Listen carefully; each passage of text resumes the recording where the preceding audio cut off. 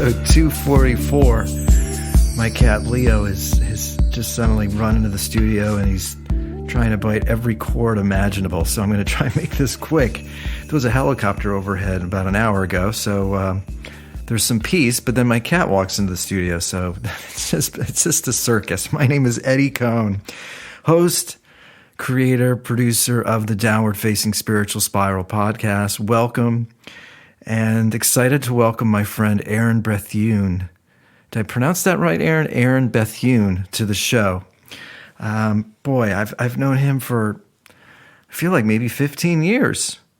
And he's been really supportive and just a great friend over the years. My gosh, my cat's just like making tambourine noises now. Leo, come on, get out of here, buddy. And now there's like a... This is hysterical. Now there's a trash truck in the background beeping. Okay, there we go. We got some calm now. So I've known Aaron for a long time. And I don't know if we met through Facebook or LinkedIn. I'm not quite sure, but he's been a really supportive friend, not only to my music, but he also helped me bring my first book to life. And he's just really thoughtful, and he this is a pretty deep talk. We talk a lot about religion and meditation and yoga and taking a break from the insanity of technology. I ask him about how he first got into meditation, turning inward. We talk about the music industry. We talk about creativity. Really talk about a lot of subjects in a pretty brief amount of time. So I think you're going to really enjoy the chat. Aaron is a CEO and story explorer. He's an author. He's an adventurer, from climbing in the Andes and also making records to speaking around the world and working with celebrities, musicians, entrepreneurs, charities, government, and corporations. He is always excited to see life through a new lens. As I said, he's an entrepreneur, a storyteller, investor, and advisor. You can find him at wewritestories.com or aaronbethune.com. Of course, on Instagram, but all of these links will be in the notes section of the podcast. But I think you're in store for a really thoughtful chat. These are conversations and discussions that, I certainly don't have all the time, but I find myself thinking a lot about purpose and why we're here, making the most of our time. And I think that's probably why Aaron and I are also friends. We certainly have an interest and a passion for expression and the arts, but I think we also have a tendency to ask some of the deeper, more intrinsic questions about society and our culture. So I think you're really going to enjoy this discussion. Aaron, I really appreciate your time. I appreciate you and all the different supportive ways you've been a part of my life. So thanks again for being a part of this show. And you know where to find me, listeners. You know where to find me on Instagram at Eddie Cohn or the Spiritual Spiral Podcast. Please share the show with your friends.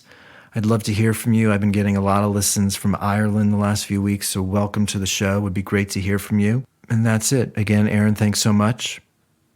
And thanks to you, as always, for listening, supporting, and being a part of the Downward Facing Spiritual Spiral podcast.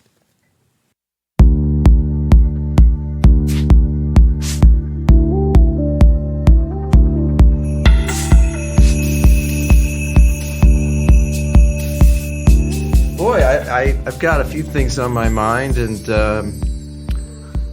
I've known, if you ever see me not looking at the screen, it's just because I'm down here trying to control my cat. Because he'll start. If you ever see me looking down at my crotch, it's just because my dog's on my lap. Let's hope that's all it is.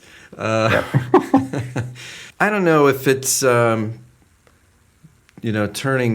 50 or I maybe part of it. I think I'm in this space of reflection and wanting to make the most out of my life. And I feel like I kind of probably did a lot of that anyway. I based on my pursuits, my creative pursuits, I'm reading a book called Soul Boom right now by Rainn Wilson. He was he's an actor, and he certainly had us grown into having a pretty particular interest in life and death and the meaning of life and spirituality. But and these aren't. I don't think these are themes that we necessarily think about as children. I even think those that go to church often as kids are sort of forced to go because their parents went. But I feel like, you've been on some meditation retreats over the last 5 years or so. But I'm curious if you can get into a time capsule and we can sort of start here. Do you remember a certain place in your life or where you found yourself, pondering or pontificating a little bit more about meaning? And was it when you had kids, or it might be difficult to remember a specific event, but maybe it was sort of a growth period of life where you started to sort of think about those things. Yeah, I think at the end of the day, probably everyone thinks about that. The interesting piece, perhaps, is when. And I know for me, growing up, I was born in Montreal, Canada, and I moved to England when I was 4, and then I went to Spain when I was 12, and then I came back to Canada, and then I've lived in a few places since then. Why were And it's you? interesting. Was it your parents that were? Why were you doing all Yeah. that moving around? Well, my parents divorced before I was born, and so my mum and I lived with my grandparents, who at the time my grandfather was um, he was the president of a company that was British, and Okay. he essentially had agreed to do a particular thing with that company in Canada. And once that was done, I think the agreement was to move back to England. So at the time, my mother and I were living with my grandparents, and when it came time for my grandparents to, return to England, which is where they're from, we went with them, but we didn't actually. We we went a little later, and my mother and I actually took a boat from Canada to England, and so that was an experience, I guess you could say. However, my point of pointing out the different places I've lived is the interesting component on some levels, I guess, of religion. And when I lived in Spain, everyone was involved of my age in the church for the reason you just pointed out, because their parents were. It was a thing to do. It was cultural. Every fiesta, every party in Spain is tied to a religious, saint, or it's tied to Catholicism, and so that side of it, you'd have the more traditional um, activities during the day, but by the time it would be nighttime, you'd have live music and lots of alcohol and that sort of thing, and everyone would be dancing, having a good time. So, in that regards, whether you were going to church because it was something you believed in, no one that I can think of complained about all the parties that would go on. There'd literally be a party every single day of summer in some different town or village. I remember when I was in England, I really liked a girl in my class called Esther, and her father was a priest at a New Life Christian church. And I remember going to the New Life Christian church when I was invited by her to see her. I really was not going at all for any other reason. Yeah. And I remember I went to a particular event, again, inspired by the fact that she invited me. Right. And it was like a theater production that they'd put on, and it was literally these different examples of what would happen, to you at the pearly gates, whether you go to hell or go to heaven. And they went through these different scenarios, and I guess I probably would have been in the realms of, say, well, we moved from England when I was 12, so the oldest I would have been is 12, but let's call it 10, 11, or 12. And I remember they'd have these different sort of scenarios, and if it was to hell, the lights would flicker and all this sort of thunderous noise would happen, and it was, very loud and quite, shocking. And these sort of, devil-like beings would come onto the stage and rip the person away from the pearly gates and take them to hell. And, the alternative was they'd go to heaven. And I remember a particular example being that there was these kids, they're acting these kids out as playing with their football. The ball goes on the train tracks and they get hit by the train. In my head, I'm like, oh, I know this one. They're going to heaven. Right. Because in my books, going to school pretty much required crossing over train tracks many times. There's a lot of trains in England. And football, well, everyone plays football, soccer, obviously, I guess, for North Americans. In fact, boys had to play soccer and girls had to play netball. Obviously, these days you wouldn't be allowed to do that, but nonetheless, we all had to play soccer. So the idea of soccer, trains, come on, no one's going to hell for this one. They went to hell. Yeah. And it was so shocking to me. And I was, it was a fear tactic. And by the time we were done with it, um, they also, the end of it was like, who wants to give their heart to the Lord? And so it was this whole scare tactic into it. And I remember, feeling quite concerned. And I guess that's an early experience of, okay, what's going to happen when we die? And but it wasn't a very deep reflective thing. It was more like, oh, yikes, I better make some smart decisions here. I remember Yeah, I in wonder. Spain. I was sorry to interrupt, but I wonder how often like guilt and manipulative tactics are used to try and get children to behave themselves. Like that almost sounds like,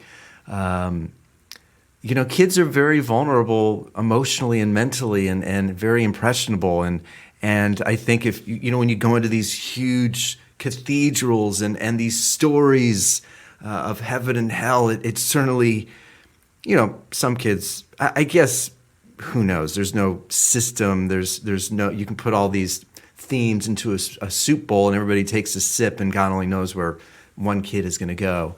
But, I think you're telling me the story, and even the way it's scaring you, but I don't know if it's really hitting you because of your age on like a deep intrinsic level. I do think once you hit probably 20, 25, 30, 40, that's sort of when you kind of reflect, and it's sort of one's own inner voice that gets them to sort of focus on the meaning of life, it does feel like it's sort of a deeper, more adult process.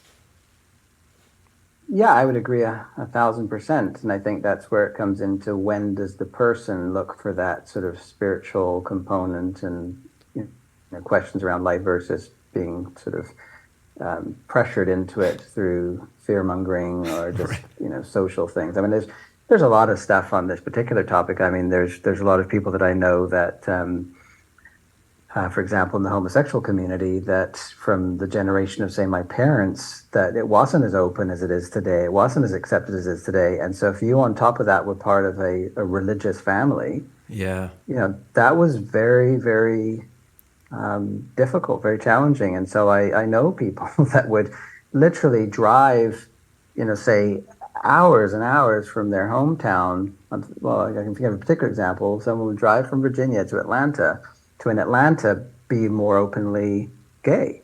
And, the long-term, I guess, challenges that created too, with things like alcoholism. Finding, I'm sinning, I'm doing all these bad Hmm. things. So you've got all this sort of pressure on you to repent.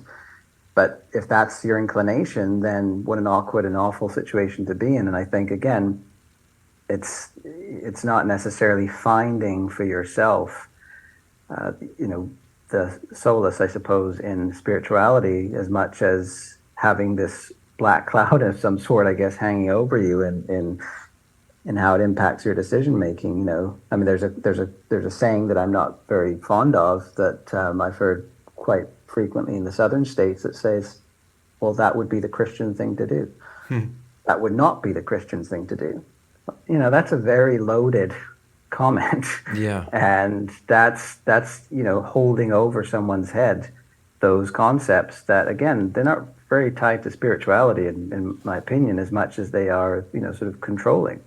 And I remember my younger brothers, they're 10 years younger than me, and they actually went to a school run by nuns in Spain. And I remember one day at the dinner table saying, I really wish I could have an idea of what it feels like to have absolute faith and belief in, a religion in a way that is completely my own.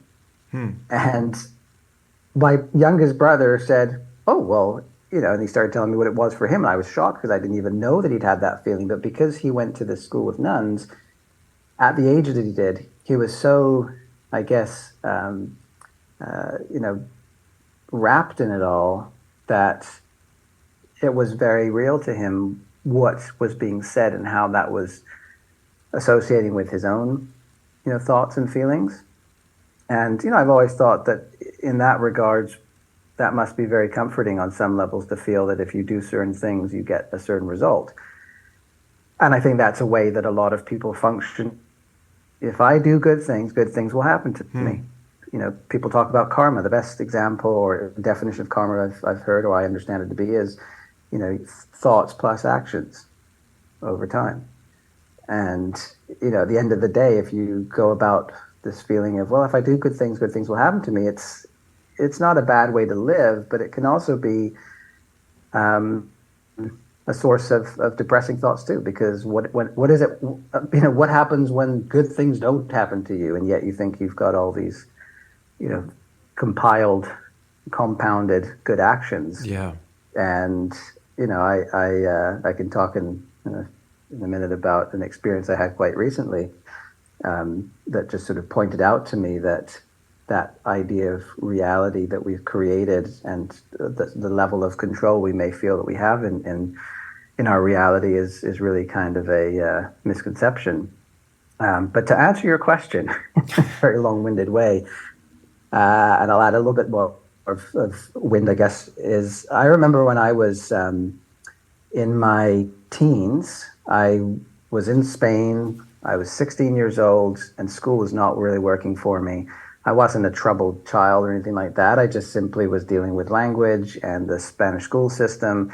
And I was about to have to repeat the same year for, I think it would be the third time. And I just wasn't ready to do that. And so I actually was given the opportunity to work instead and get a different experience while I sort of figure out my next steps. And in that time, I got involved in outdoor activities, sports. So things like kayaking, whitewater kayaking, rafting, canyoning, spelunking, sort of outdoor, fairly adrenaline pumping type of activities. And that culminated at the age of 19, a week turned 19. I ended up climbing one of the 7 summits, and specifically the Aconcagua, which is the second of the 7 summits after Everest, and it's the highest in the world outside of Asia. And I was the youngest person on the mountain.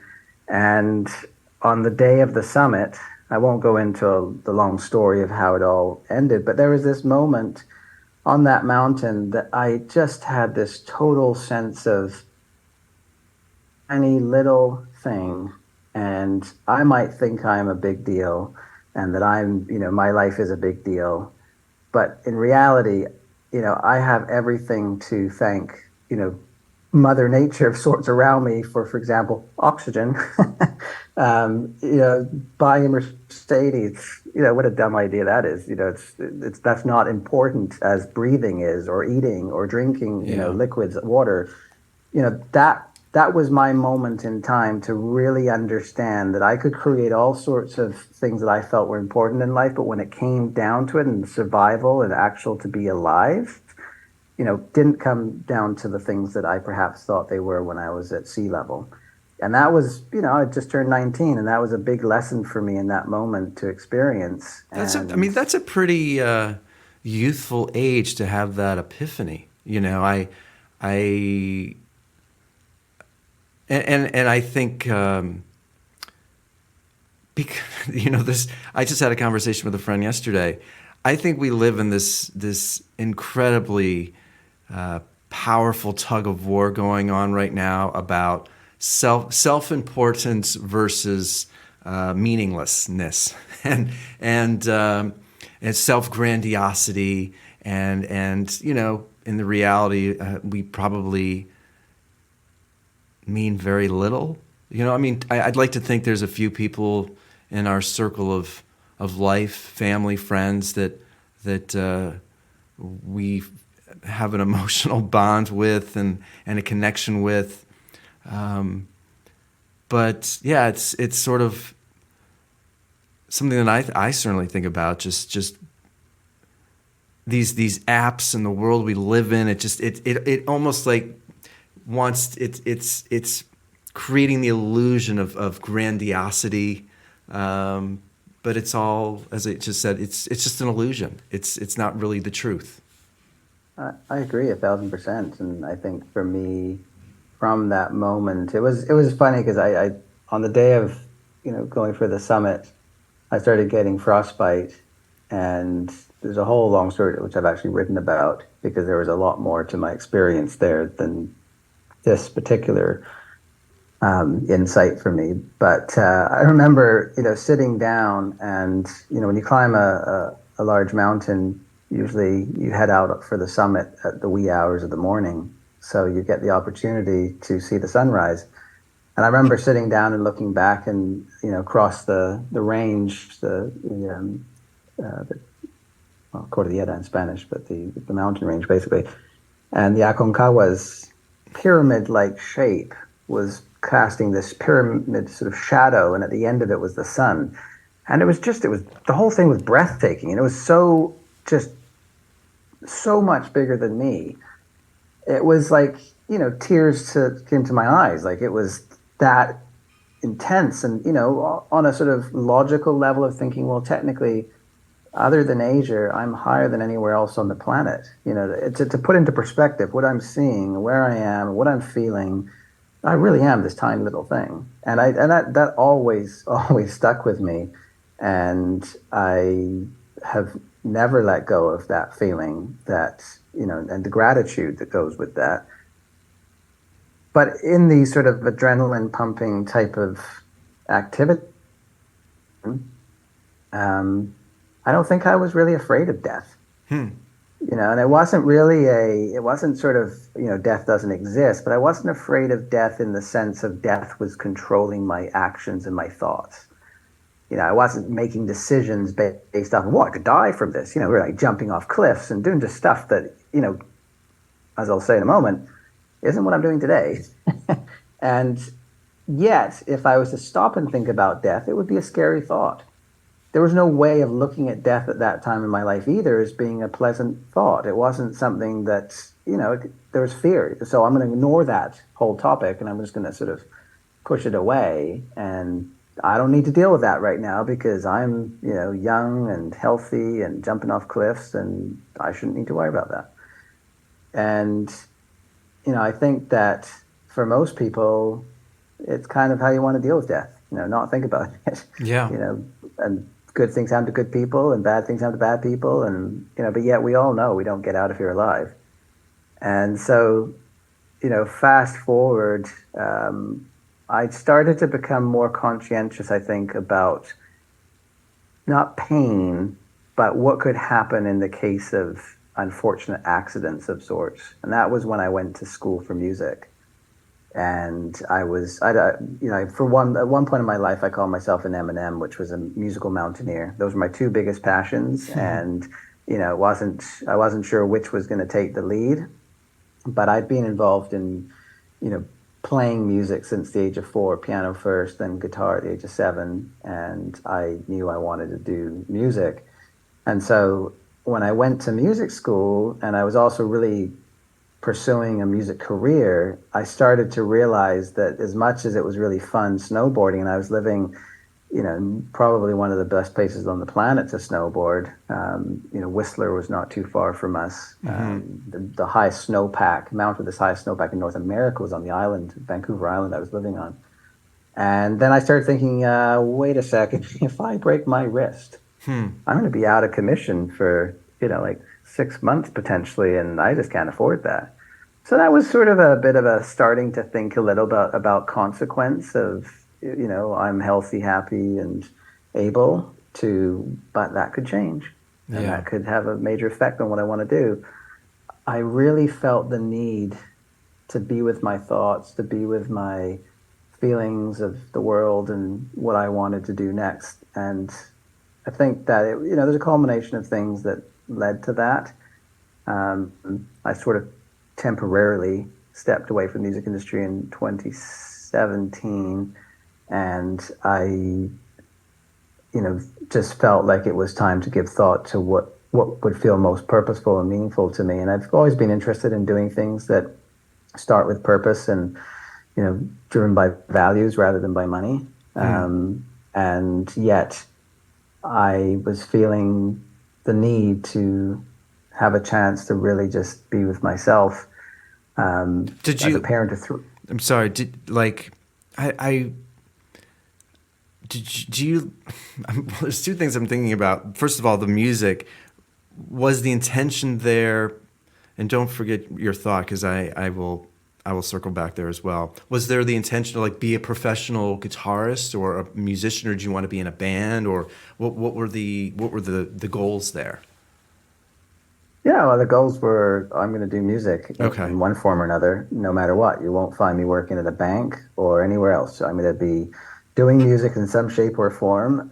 But yes, I think like most people, it started with the idea of being a career musician. I would be happy to play guitar all day, every day, Right. and wherever that may lead. At the time, I ended up with a band that I was in for about 10 years and took pretty seriously. Made some records and, had some level of success with it. But in my case, and you know this well, music and talent just gets you to the starting line. You need to understand the business and have the mindset and understand, Yeah. how to navigate the waters, play the game, and have a vision and make a plan and all those kind of things. And so I went about learning those things and really enjoyed learning about them. And then I started Well, to wait, have hold on. But sorry to interrupt. yeah. What was the tipping point or moment where you're like, boy, it's not just about talent, or maybe it doesn't make sense for me to pursue this creative world, but maybe I should enter the business side. Was there something? Do you remember a particular moment where you were frustrated, or just came to a sort of a state of reflection where you realized, I think I'd be better off on the business side? Well, I think it was an organic thing. You're playing in a band, you want to play gigs. How do you play the gigs? You got to get into the clubs. How do you get into the clubs? Well, who books the clubs? And then you start going, okay, well, maybe it's the booker at the venue you could go to directly, or maybe you work with a promoter. But, who are these people? And what are their, what do they do? And why should they take interest? And how might you know, develop what you're offering to be of more interest? And I'm a curious person, and I'm always curious. I'm always trying to find out more information and learn more things. And I'm sort of a deep thinker too, so I need stuff to think about Yeah. now. And so that was sort of a starting point. And so now my band's playing in venues, and I'm literally having other people, whether it's at music school or just in the community, saying, "Hey, man, like, how do you guys get that gig?" And because I was the one to get it, now all of a sudden I'm going, well, I just spoke to so and so, and here's how I did it. And then it would be like, well, could you do that for us? Hmm. And it's really a personality thing, like, and you hear everyone say, oh, I know this person, they're so talented, they should be on the radio. And it's like, well, why aren't they? And this, years later, mounted into me writing a book on this whole topic, because it was kind of the core question on some level: is why is it that there's so many talented people, yet most people don't succeed? I And feel like you have been reading my mind, because that is literally a question that I asked my last guest. And it's something that I've been pontificating, because Taylor Swift was just here and she sold out SoFi, which has 100,000 people, 6 nights. Beyonce's just been here the last 4 days, 3 nights at SoFi. Although I kind of get Beyonce. I think I've always sort of been enamored by her. But, it's not just talent. I don't believe that. And I think people who do quote unquote make it tell themselves that it's talent, because it sort of maybe makes them feel better about themselves. But I hear so many stories, and even so many people that have quote unquote made it, where it's luck and timing, and this person gave me a chance. And I think it's hard for me to be vulnerable and put myself out there in a profession or craft where so many variables can provide success. But maybe, in the medical school world and even in the legal world, you do need favors and people give you chances. I don't know. It feels like maybe the art world, it's a little bit more chaos and timing and. Well, I think, I mean, this is a topic that, of course, I spent like 2 decades plus in this space.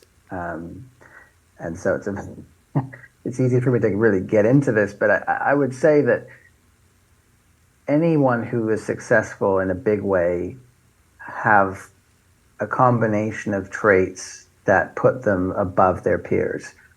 Yes, you can go to school to be a lawyer or a doctor, and yes, the people that tell you that those are real jobs are right in thinking that you probably can get, a decent income from it. But to be the best, to be the ones that get sought after, the ones that are the experts in their fields, and the ones that people look up to, that is not just from going to school.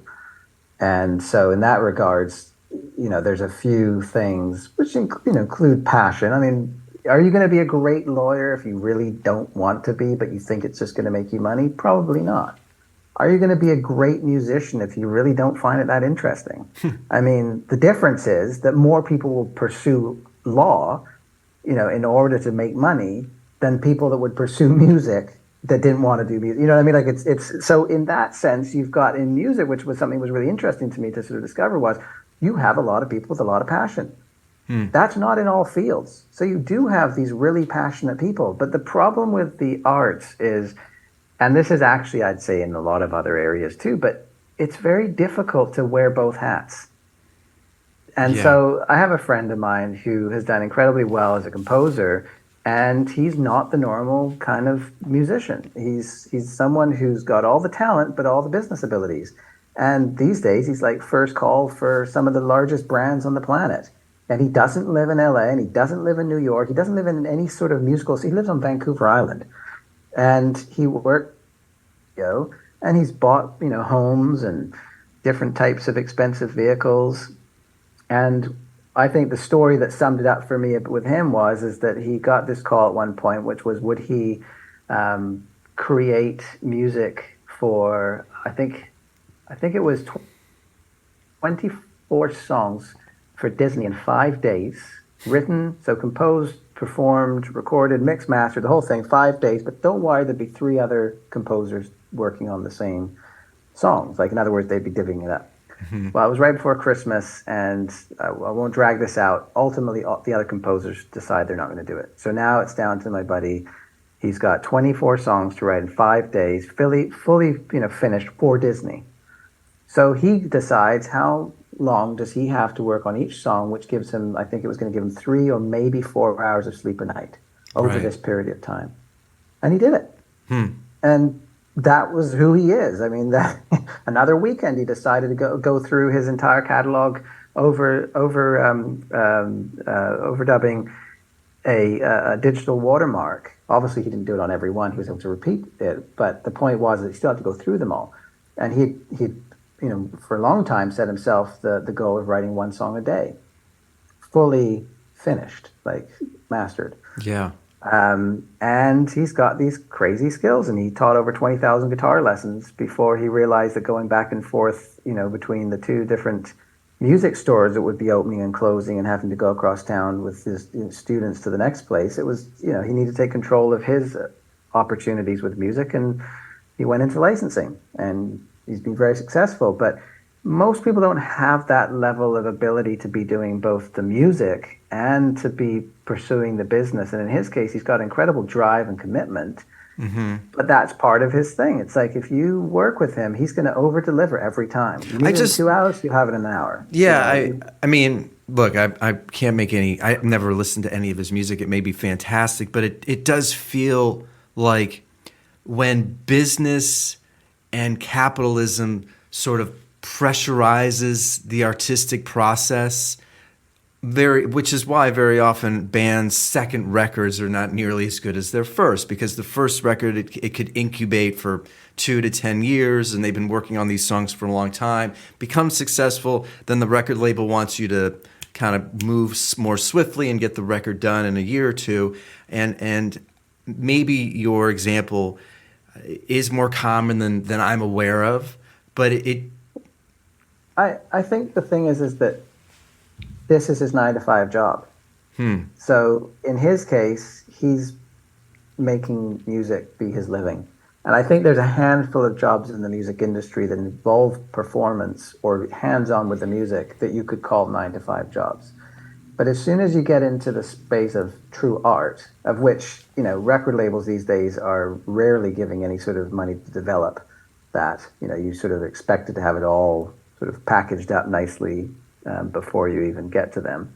But the fact of the matter is that that is a very difficult space to operate in because you're not creating something that's necessarily needed. So yes, there's movies and trailers and all sorts of things that need music. They need that. But there's not a lot of places that need your next greatest song. The only time they know they're needed is when they've heard it and they think it's amazing. They have to listen to it over and over again, and it represents their feelings and their emotions and speaks to things that they've been unable to put into words previously, and suddenly it's the song of their life. But to get to that place, it's very difficult to, like I say, wear these two different hats. And so a major component of artists' success, I think, is the team. That's a big one. And of course, it's a horse and cart thing because everyone would say, oh, well, of course, I'd like a manager, I'd like to have an agent, and those people are making percentages off of what you make. all of and so that you costs can't get money. them until you blah, blah, blah, or you pay them. And if you pay them, is it really authentic? Or are they just guaranteed to get paid? So it's a tough space to be in. But the reality is that there are, I mean, on a basic level, if you're in the scene and you're playing in different bands and someone needs a bass player, then, who are you going to recommend? Is it the guy you've never seen that's an incredibly talented bass player in their bedroom? Or do you recommend the person who's constantly on the scene playing bass? Yeah. I mean, it's a no-brainer. You don't have to answer the question. It's obvious. So there's a very basic, just, aspect. If you are not out there doing it, then you're not being seen, and you're not even going to get that opportunity to potentially, get picked up. I mean, guitar player for, I'm thinking here, Lionel Richie. That was his story. The music director for Lionel Richie happened to have seen him and been recommended this guy by multiple people because he was playing all the time everywhere, blah, blah, blah. It's very strange. It's strange, though, Aaron. Like, I don't know if this is a unique emotion for me. Like, when I go to the Greek theater and watch, Radiohead or Coldplay, I don't feel this way. I feel like I'm just swept by the joy of being there. But when I go to local clubs that hold 50 to 200 people that I used to play at or would play at, and I follow a venue on Instagram and see the performers and then click on performers, and somehow it makes me feel very meaningless and minuscule when I see all the hundreds, thousands of people that are doing exactly what I'm doing. Because when I am home recording and creating these songs, I do feel like I'm airlifted into this sort of imaginary, like, magic carpet ride where I'm floating and I'm just tapping into some sort of creative vessel emotionality that's indescribable, but I feel a connection towards a higher purpose, a higher being. It's very just in the moment, but then then you start to release the music, or you go to the clubs, and I feel pretty small, and it's sort of I find myself struggling with that component of being a creator. Well, I think that there's a lot of factors, and we've just increased those factors with all the different types of technology that are emerging. when you look back at Taylor Swift, I mean, she was very active on MySpace and was very actively recruiting her fans there. And, there's different things that have been done as these technologies emerge. And, my son is a digital native. He's 13 years old, and he just started up a brand within a week with his friend, and I was about to give him some ideas, and I was like, I don't need to. I'll be coming to him to ask him, because he's been born into this sort of technology that exists. But at the end of the day, I think that there's a lot of different ways that people get to the spotlight and, get to be someone that millions of people have heard of. And, there's a lot of different stories of different ways that would, I could say, has come about for different artists. And, some of them are, I guess, on some levels sort of deceitful in some ways. You're playing into the media, and I mean, I won't get into names, but like things like where maybe you've taken a photograph that's being done in such a way that might show another famous person, and then maybe you're going to go out and tell all the the blogs or the different, well, blogs at one point, but different types of media. You're on TikTok, wherever it may be, and you're saying that this is this person's latest signee, and it's not true, but you're developing the buzz, and then that gets back. I mean,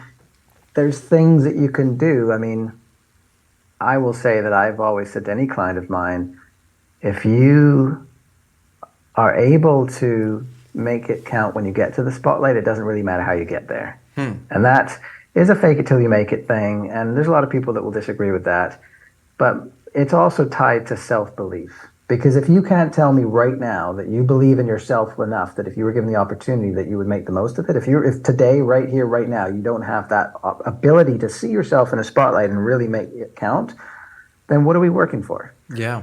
And if you do have that kind of belief, then I'm going to get behind you, and I'm going to work really hard to put you in a spotlight, whatever that takes, because I'm going to have full, belief in you, because you believe in yourself, that when you get that opportunity, you're going to make it count. And everything else will not matter anymore. Because if you get on that stage, under that spotlight, and you make it really count, things can happen. So what do we do to get you there? And that's a challenge, too, for people that don't believe in themselves yet. I remember my dad said to me once, if you don't believe in yourself, who will? Why should anyone else? Yeah. And I think that, what agents and managers and people like that are able to do is they're able to help you with your value and establishing that and the negotiation process. And I can tell you all sorts of stories too about negotiating deals and, the difference of having a client around for that versus not. And, it's kind of like that thing of like, well, if you think you're going to one day miraculously get on stage and be paid $1 million, and that's going to go from wherever you're at today to that moment in the snap of a finger, you're fooling yourself. There is some sort of journey to that, but it starts with you believing that you're already worth that now. I think, though, social media, chew on this for a bit, it feels like the world we live in, artists have to create great music or write a great script. Well, maybe not so much it feels like screenwriters probably don't have to post on social media that they're writing a script. So, I think social media and tech has created a world where artists have to do more than just create. And I think there's a lot of examples where that can be empowering, and it's exciting for artists to sort of have their hands on different vehicles to promote themselves. I think it's interesting growing up in a world before all of that, and then also experiencing that for the last 5-10 years. I certainly am not a Luddite. I certainly use Instagram. I think it would be foolish of me not to post about new music, new creative ideas, podcasts. I do those things. I guess my level of joy around them it doesn't permeate as much joy as actually creating, but maybe that's the case for most everybody. It feels like you have a bit more optimistic look at it. For me, it kind of exhausts me. Well, it is exhausting if you're not into it. I mean, it's exhausting for me at times to even see other people that are constantly on their devices. I mean, I just sort of feel bad that that's their reality. And I think that, it's difficult to force yourself to do something that's not natural. So one of the conversations that I have with people, how to communicate better. Because if you get on a platform and you decide that you're going to, try and be consistent on it, yet all you do is try and think about what, a million people want to hear or know, then you're, a deer in the headlights. If you start getting the idea that you're actually communicating with one specific person, then it becomes a lot easier to understand who you're trying to speak to.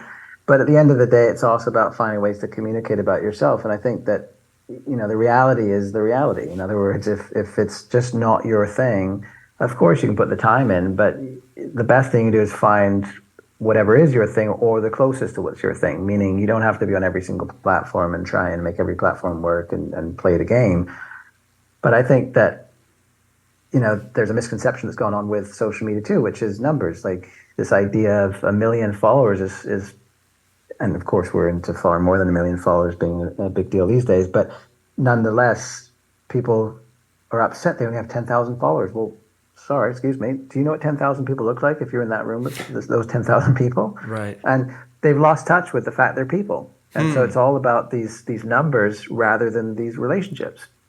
And I think that, there's an element of music is something that can be a lot of fun.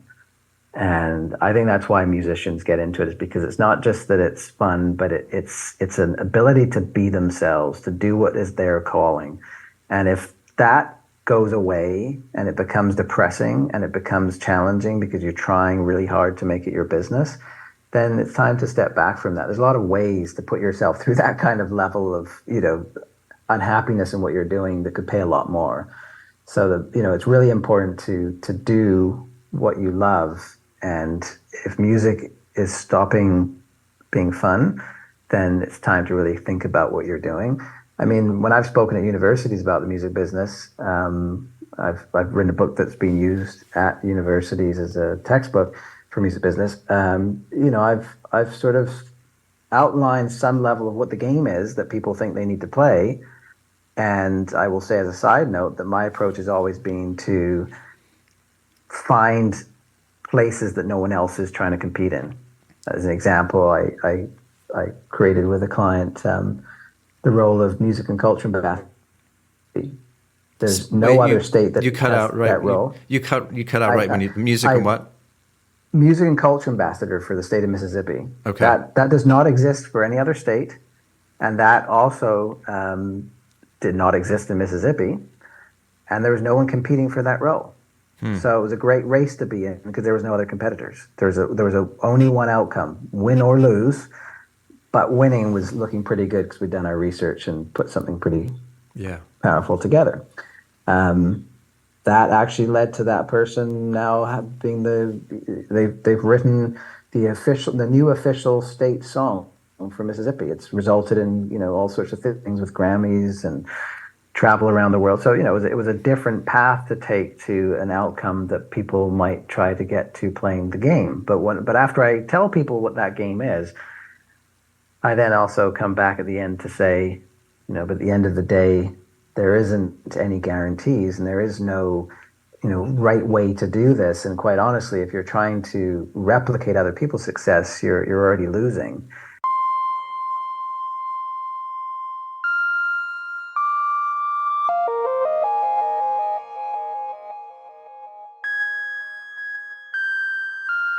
Don't you feel like it's more difficult, and maybe talk about your kids, but because they've sort of grown into this world that we live in now, but don't you feel like it's more challenging today and to be productive, to be creative, to be focused, to be in touch with your inner voice? I mean, I just recently had a guest on where he was reading a statistic where 99% of society is consuming, only 1% of society is actually producing or creating. It feels like we're living in the best of times. Like, I really believe that way. However, if you're not careful, you're in on God only knows what algorithmic path, or God only knows what rabbit hole. It feels like to stay centered and stay true, and it feels like that's more challenging now than ever. It's easy for you and I to Well, sort of stand up here on the top of a hill, and you do this or you do that, or you stay disciplined, or if you do all these things, it's going to happen. But I just look, I certainly don't have it well, figured out. It just feels more difficult now. yeah. I mean, is it more difficult or not? I don't know. I mean, like music, I feel the value of music is the experience. The packaging always changes, the delivery always changes, or is constantly changing. But the experience is where the value is at, and I think it's sort of the same in some ways. Like we've added layers of complexity to our lives. We have a very strange way of being, more connected through technology, yet less connected as people, because we're sort of individuals in our rooms communicating with the masses, so to speak. But I think that, on the one hand, this idea of being productive is is kind of misleading too, because a lot of people consider that. I mean, it's like doing a to-do list. Most people's to-do lists are unachievable. And quite often on that to-do list, let's say there's a major thing that could be really valuable to, your career or to your life. Quite often people try to clear the decks before they get to the important stuff. And the reality is you're never going to get to the important stuff. You're never going to have all the decks cleared. You're going to have to learn to live with the anxiety of never reaching that, sort of inbox zero. Inbox zero is also, you're foolish to think that that's something that's going to result in some level of zen. Inbox zero means you've essentially responded to every single email you've got, which means you're now going to get more than you had before, because now you're writing back to people. And, so that doesn't stop, it doesn't end. So what you need to be able to do is decipher between what's most important. And I think that's where things like social media and all these other things come in to confuse you more, because you start to think, I should be doing this and I should do that. And oh, look at this. This person always seems to be so happy. Look at all their selfies. Oh, look at this person. They always have such wonderful looking meals. Oh, look at this person. They're always in a beautiful location. Well, are they always, always, always? Of course Right. not. But now you've got this unachievable level of perfection that you'll never reach. And so we have these confusing things, and what it's doing is it's taking us further and further away from what we can do about it right now. And that's where I think self-reflection is so hugely important, because at the end of the day, you do need to pause and reflect. How did I get here?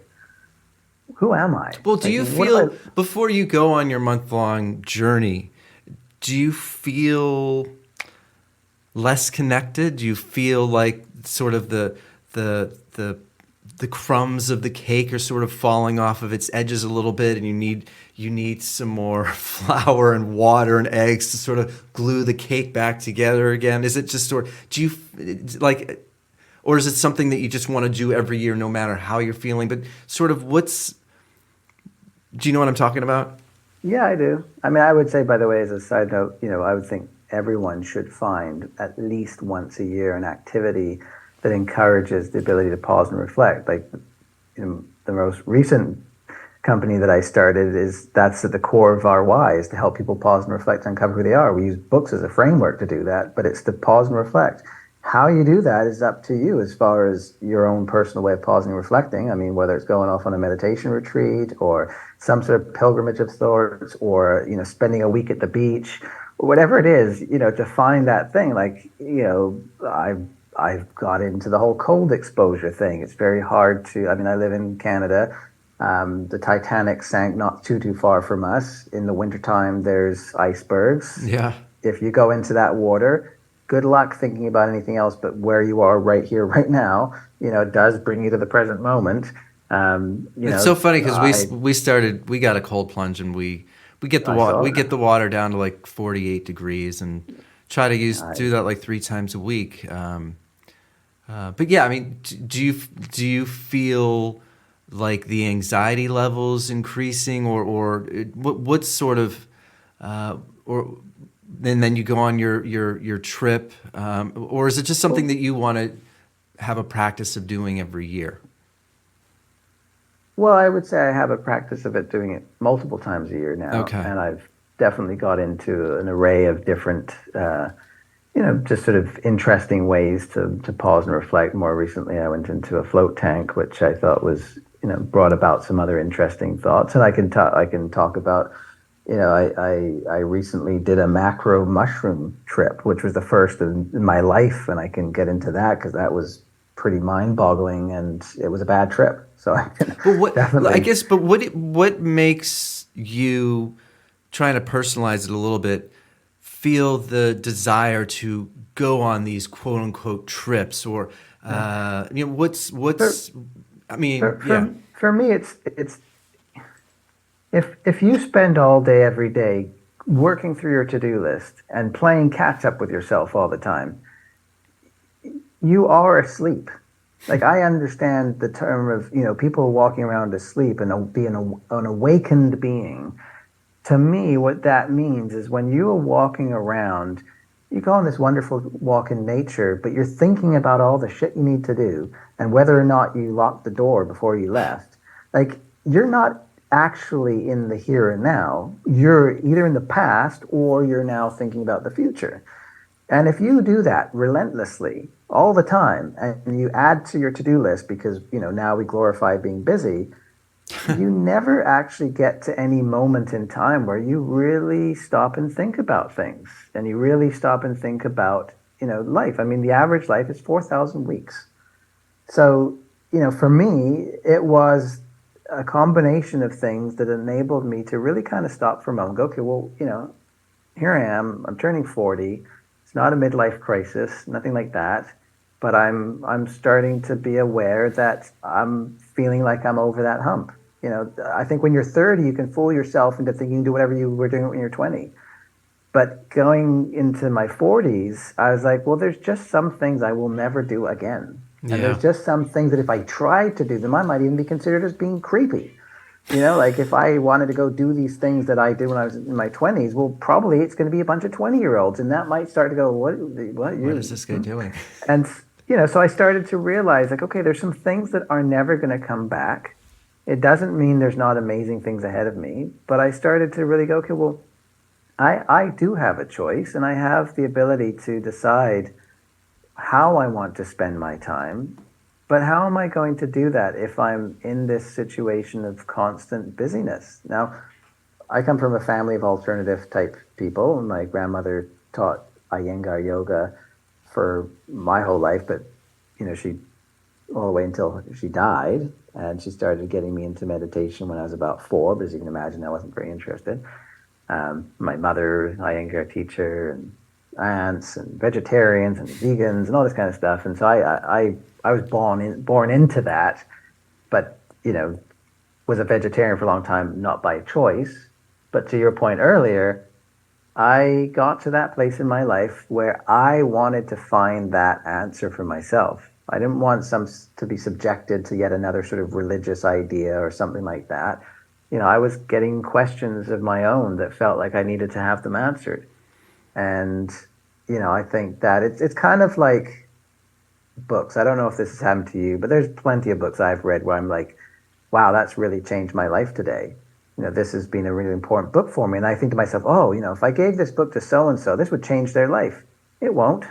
I mean, it might, but it probably won't because they're not looking for it. You know what I mean? Like, it's like with a lot of well, like in Buddhist teachings, for example, they talk about how these teachings are sort of available to you, but you don't know yet because you don't understand them. Like, you can, until you have an experience or some sort of thing that enables you to recognize what's being said as being a truth to you, not because someone told you it's the truth, but because it's a truth to you, then it really doesn't do anything.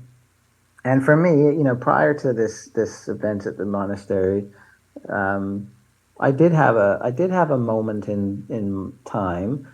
I was taking a ferry from Vancouver Island to Salt Spring Island, which takes about 25 minutes, and this is in the Gulf Islands in BC, Canada. And I had a notebook, and I was sitting on the ferry, and I had this really visceral, I guess, experience of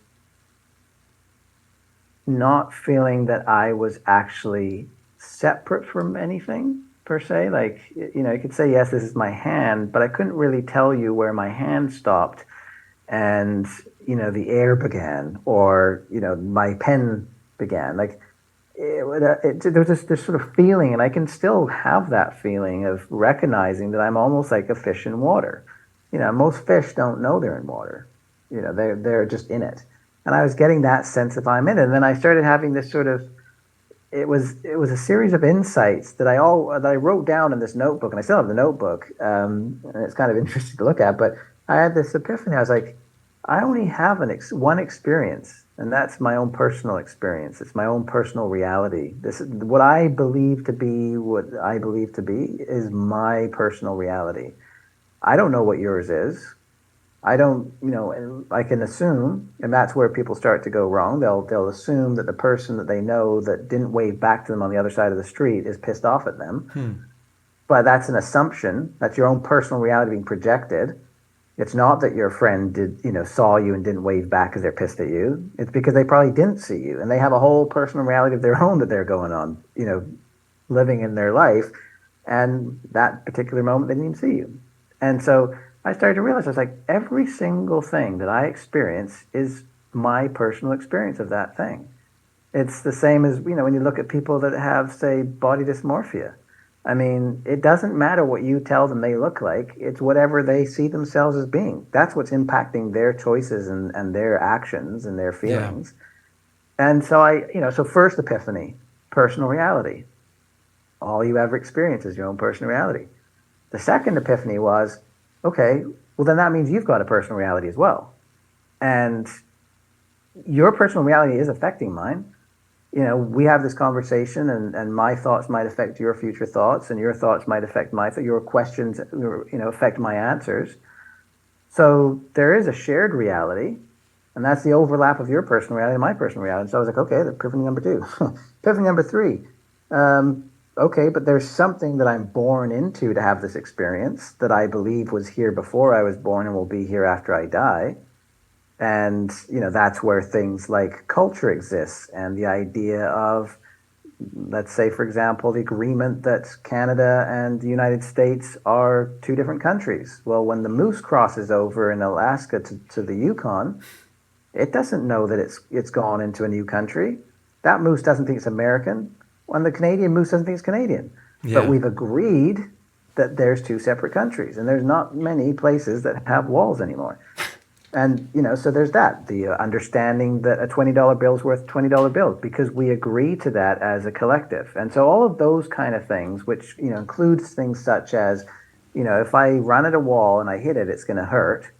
So, how many times have you tried that for yourself? You don't have to. Someone else has figured that out. I mean, did you decide that, a dog is a human's best friend or a cat? I mean, no, that's already there. Like, did you come up with the English language? No, it's already there. So there's something that's already there that's physical, that's a shared belief. And then there's pure imagination too. So to me, I'm like, okay, well, that's going to be the collective reality. And our shared reality isn't just the extension you and I talking, it's everything we're tapped into. And to me, that's somewhat some level of why there can be a disaster on the other side of the planet. And you can go, wow, that really sucks. And I feel sorry for them. But you don't feel sorry for them in the sort of necessarily deeply emotional way that you would if you felt sorry because your best friend died. There's just a sort of human component that would really suck.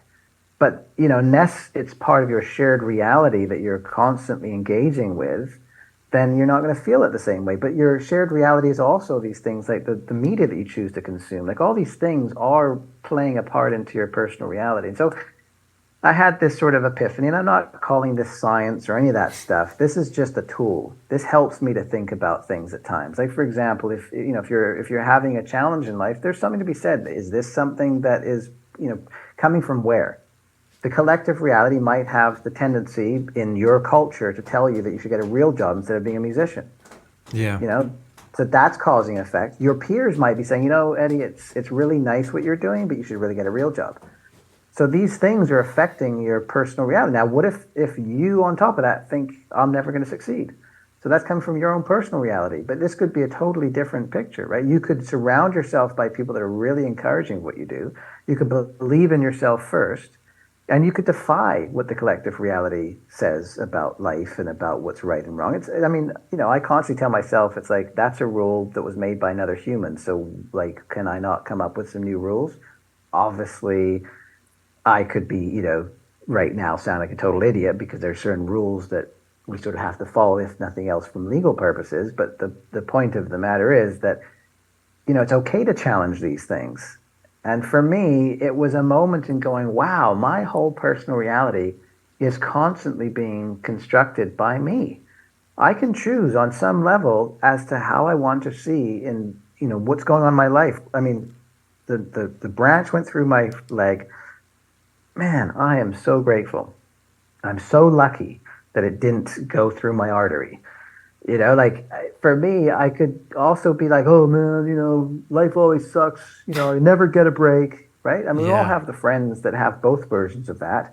The Yeah. person's always lucky, the person's always unlucky. Now, guess what happens if you think you're always unlucky and you share that with your shared reality, and people go, oh, yeah, Eddie's always unlucky. It doesn't, you just got to branch through his, Aaron's always unlucky. You got to branch through his leg, just his luck. He's always unlucky. And then that gets fed back to me. And Yeah. now I'm thinking something, saying that, and then that gets shared back to me that I'm the unlucky person. Like, come on, like you got to start to see that at the end of the day, it's like swimming with schools of fish. I mean, there's many oceans, there's many schools of fish. I mean, you do have a choice where you want to swim to some degree. It's not rocket science to realize that if you're surrounded by people that are, really successful, that the bar is raised and they pull you up. If you're around people that are really happy, or people that, are really healthy, like flip the narrative. People that are Yeah. really unsuccessful, really unhealthy, really unhappy, really blah, blah, blah, blah, blah. How are you going to feel? Like shit, because you're surrounded by it. And it takes a really strong person to get out of that. And then you get into the whole, collective reality of well, some people, the other half, like Yeah. some people live like that, will never live like that. I think it's funny as I'm hearing you talk. I guess last question and theme. I got like 15 20 minutes. Um, I mean, I know you're living in Canada.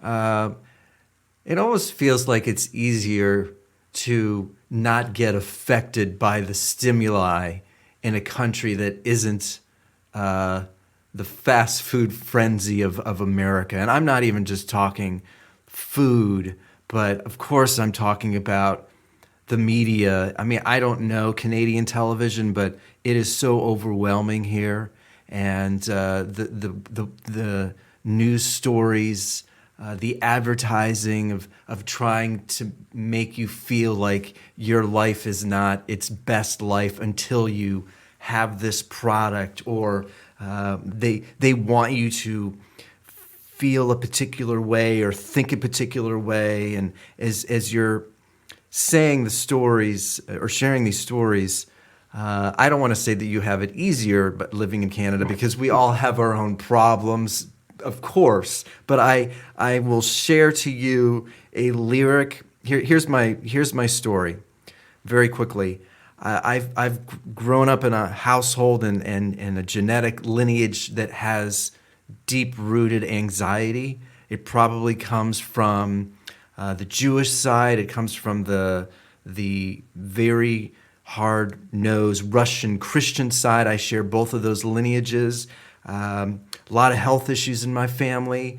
I've certain gotten. I have knocking on wood, been in really great health through a lot of hard work over the last 25 years. But I've also come to this place where much of physical health, I think, when the mental health deteriorates, whatever part of the body that is weak, it could be the stomach, it could be muscles in the neck, it could be the jaw. The body has this way of attacking areas that are not strong, fortified. And so I say all this because I don't want to be a worrier anymore. I'm tired of worrying. In this Tom Petty line, most things I worry about never happen anyway. That's right. And I think, I've been in my family. It's sort of like, oh, you're just acting like a cone, or it's sort of just it's assumed that the cones worry or have anxiety, and that kind of a few years ago, I was like, no, that doesn't have to be the case. Somebody in my family had a endoscopy, and they were only like in their early 20s, and it's sort of like, oh well, the cones have stomach problems, and I got tired of believing that. I'm tired of being told a story that I don't have to read or live. Like I can be different, and I can stop worrying. Or I just went on a trip to Montana, and I went zip lining, and I went whitewater river rafting. And sure, my glamping experience is not like camping, but those are things that I had never done before. And sure, when I'm on that tree that has this little stoop that I can barely fit on because we're about to jump off of it to go zip lining to the other side of a river. Sure, I'm worried that the cables are going to break, but ultimately, obviously, they didn't, because I'm here with you. I guess as you're telling the story, and I shared a lot here about the parallels between Canada and America. And America, I do believe, sort of creates this deep, they want you to feel anxious. They want you to feel like your life is not satisfactory unless you have this, or you're taking this pill, or I guess I just Well, became tired of it all. no, it's good for you, man. I won't get into epigenetics, but people should check that out because there's a lot of studies that show that it's not just about your genes as much as it's about your environment. And I would say Right. that's the same with these thoughts, right? Your environment. And I think that, you know, from my point of view, like I've lived in a few different places. The last place I lived in Spain had 4 houses. It was in the middle of nowhere. I was helping the locals with their goats and, helping make honey.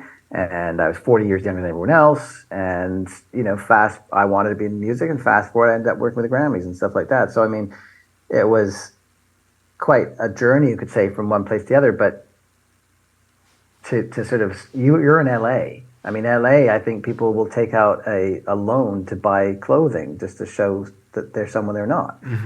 And but there's still a choice. Like I remember at the beginning of the pandemic, at some point in Wait, time, I was hold like, on, hold on. You so quickly just say there is a choice. And I'm kind of playing devil's advocate, but I do believe these devices, the onslaught of the algorithms, the onslaught of fear, the it emotion, does. the emotionality of those two components, I do believe somehow get into the brainstem of They people do. where They they totally feel do. like they actually have to do those No, things. they absolutely totally do. And to go back to saying about being curious, one of the things I most love about the work I do these days is hearing other people's stories. And it's amazing how, whether it's someone's health or just their path to success, what you may see on social media or in a slice of time of their sharing their story is not the entirety of it.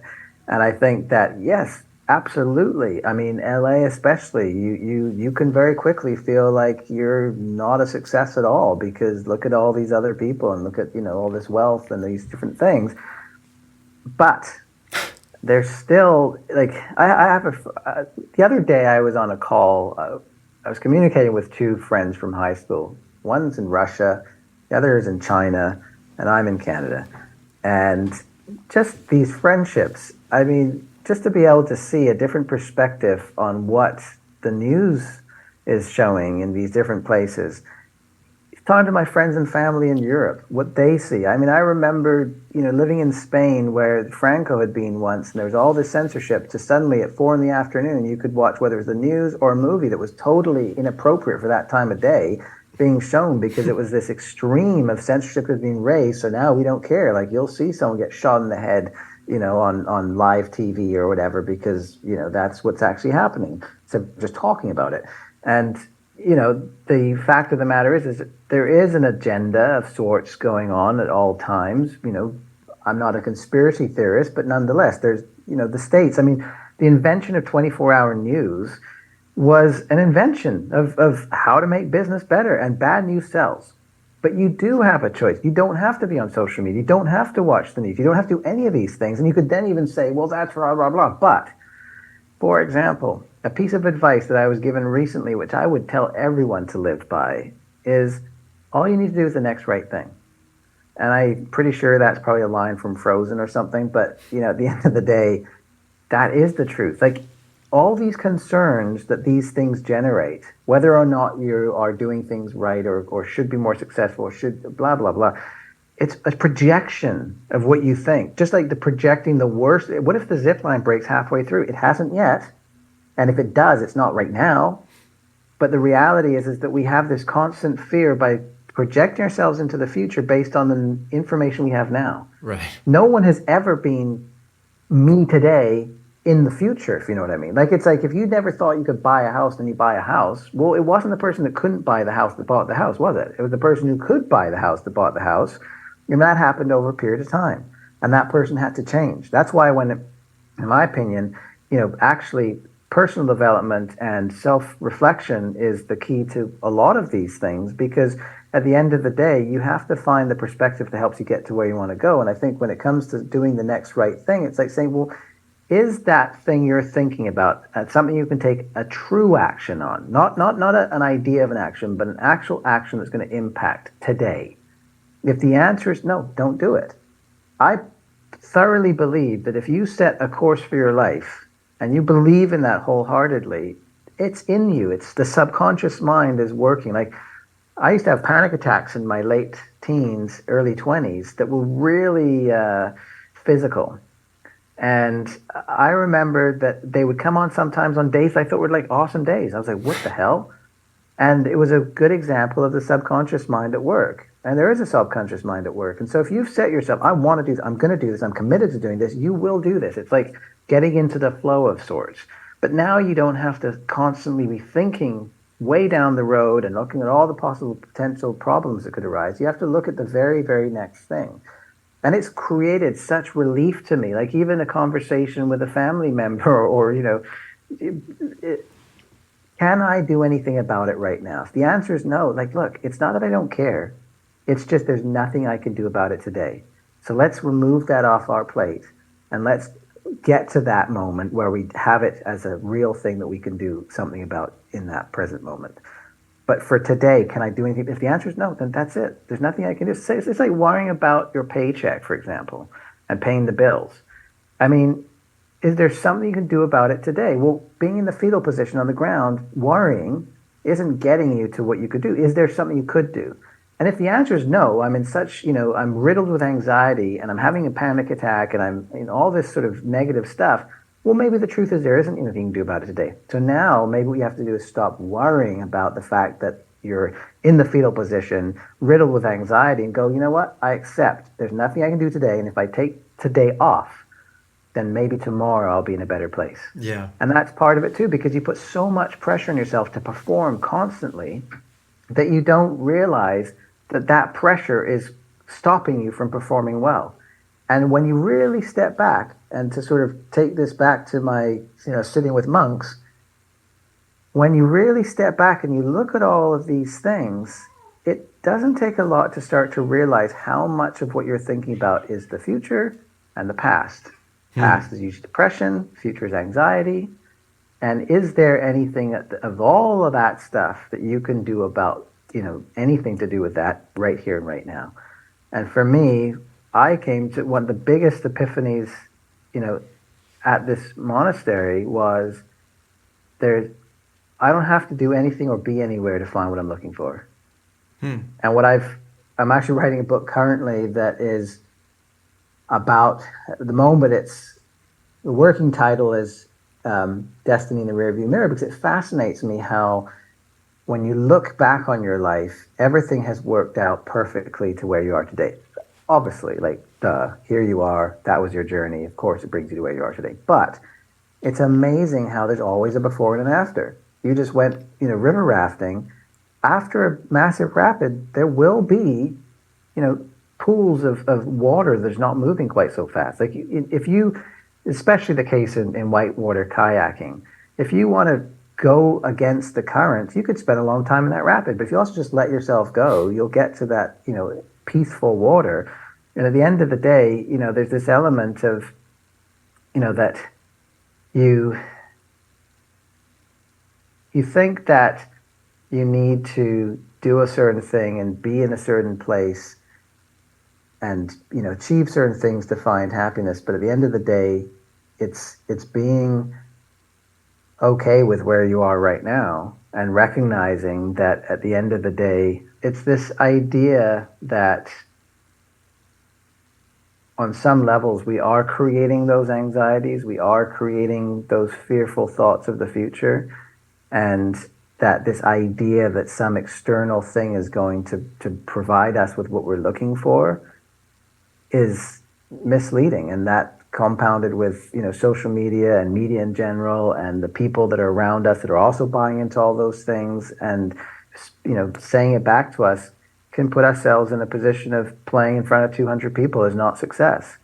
But at the end of the day, I mean, we are all going to die. And what, I certainly have experienced in a few occasions is that you don't know when and you don't know how, and it's not going to be when you think it is.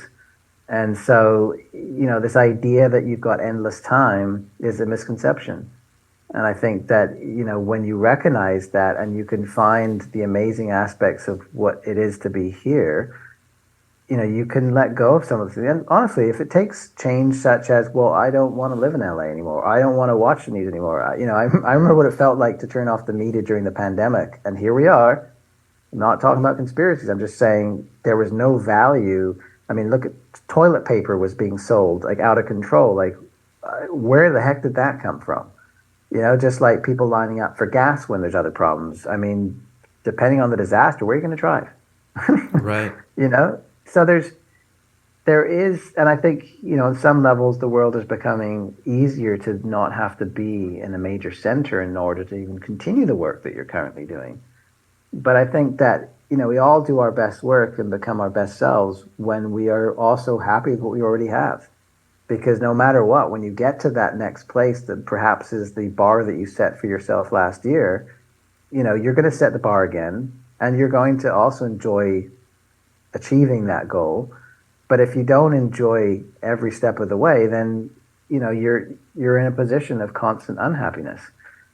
And I think that the reality is that we are we're in a society that touts productivity and bigger is better, scale, scale, scale. Those are actually counterintuitive to the health of the planet. Yeah. Like the planet does not benefit from you scaling your company and buying a bigger house and more cars and all these kinds of things. It doesn't actually benefit. And so, it's a concept that's very hard to wrap your head around. And there's a friend of mine his whole thing is developing entrepreneurship in rural communities. And one of the things that he was saying was it's better to have, 500 companies with two people than two companies with 500 people. Because when those companies go out of business, all those people suddenly are out of business, and if they've moved there to work, I mean, there's a negative impact. Whereas when you start your own businesses, you get an opportunity to gain experiences that then bring more experiences to that community that then can benefit those communities. And I think, on some level, we're seeing some amount of people recognizing we probably need to have some ability to sustain ourselves locally. We need to have some ability to understand what it is to provide for ourselves. And I think, beyond the fact that a lot of people go into nature thinking about tomorrow and what happened yesterday, nature is a massive teacher. I mean, there's no question that if you get outside of the city and you get into nature and you experience just the power of nature and you experience the balance that exists naturally in the natural world, that nature itself is sustainable. It's us who's created unsustainability. Yeah. They start to see things that are incredibly eye-opening. And again, like, there's things you should do. You should consider, what is success? Success isn't just financial success or fame. That's a sort of a cliche of sorts or stereotype. But, what is success to you? And, it doesn't need to matter to anybody else because the only experience of this life is your personal reality. So it's not about anyone else. It's Yeah. about you. And I think that that's one of the things that happens when you find ways to pause and reflect. It doesn't have to be at a monastery. It doesn't have to be in a cold exposure.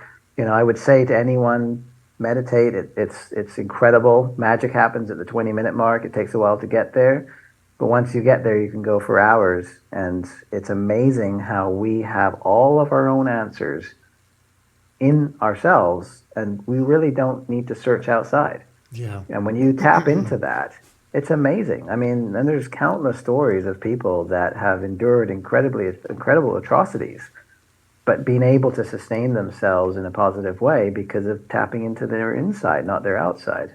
It's an inside-out life, not the other way around. Sadly, I have to move from the inside of this conversation to the outside world now, and get to the more productive side of my work. I have to get to the work day. Yeah, but it's always a balance. Aaron, what's the perspective, Eddie? I know you got to go. It's this perspective, right? I mean, it's like a recent thing said to me that it's so on the nail is a bad decision is only a bad decision if you stick with it for 30 years. Oh, so yeah, that's good. If your current thing is providing in the pros and cons a lot of pros, nothing's permanent. Everything's impermanent. And that's something that I think entrepreneurs really find to be reality. If you don't make yourself valuable, you don't have anything. And that's something everyone could learn from, because it would make for everyone to be a better employee as well. Yeah. But the point of it is just that when you see things in a new light, you can see things in a new perspective. And you never know. I mean, you may still end up in Texas, and how you get there and when that happens, is unknown today. But if you set yourself and go, okay, I'm feeling these certain things are, not creating the life I want, you don't need to know how it's going to change. It is going to change. And that's the biggest thing. It's like the horse with blinders. It's like the person whose wedding day is only good if it's beautiful and no rain. But it's that the opportunities happen when you set yourself on a path, and then you take the blinders off and you realize that the path being set by you was actually the path that brings about opportunities you could never have created yourself. The path was yours. You said, oh, I've got to make this destination. But when the blinders are off, it's because you set yourself for the destination that the opportunities the way were able to happen. Yeah. And that's an incredibly important piece to be aware of, and that's what happens when you're more aware of what's going on in the present, rather than just, oh, my destination's 32-hour drive away. But that's not what's today. That's 32 hours away. But this was my highlight of today. Yeah, this was fantastic. I'm looking forward to it, Eddie. So yeah, I'll